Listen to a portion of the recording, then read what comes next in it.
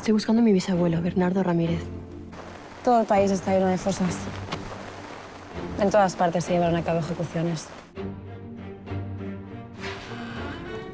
Antonio Manages, encantado. ¿Sabéis si va a venir alguien más?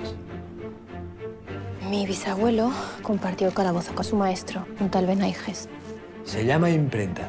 Con ella vamos a publicar nuestros propios cuadernos. Cuanto más aprenda ahora Emilio en la escuela, más opciones tendrá para su futuro. No me va a decir usted a mí lo que es mejor para mi hijo. ¿Listos? Ya. Y ese de ahí es Carlos, tu abuelo. No voy a tolerar este comportamiento en clase, ¿eh, Carlos? Resulta que esta es ahora mi escuela, no su escuela. Y las cosas, a partir de ahora, se van a hacer a mi manera.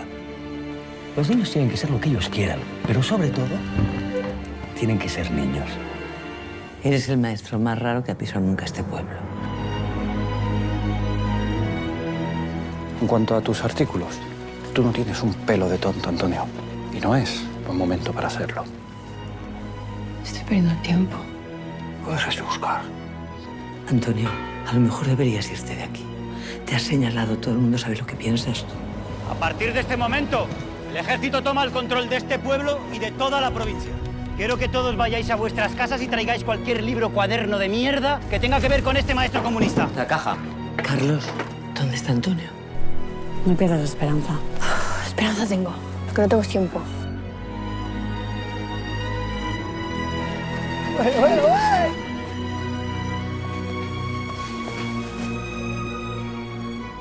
¿Os gustaría ver el mar?